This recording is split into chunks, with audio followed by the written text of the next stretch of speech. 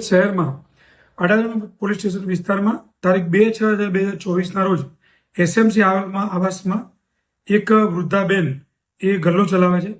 એ ગલ્લાવાળા વૃદ્ધાબેનને બે આરોપીઓ આવી છાતીના ભાગે હથોડી મારી અને મંગળસૂત્રને લૂંટ કરી ભાગી ગયેલા હતા.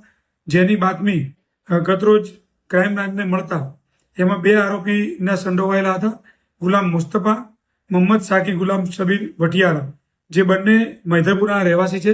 બંને આરોપીની બાતમીના આધારે ક્રાઇમ બ્રાન્ચે ધરપકડ કરી રાખેલ છે અને અડાલજ પોલીસ સ્ટેશનમાં સુપ્રત કરેલ છે. આ આરોપીના વિરુદ્ધમાં બીજા કોઈ અન્ય ગુનાઓ નથી. પ્રથમ ગુનાઓ છે. એમની જરૂરિયાતના કારણે એ લોકોએ આ લૂંટ કરેલી હતી.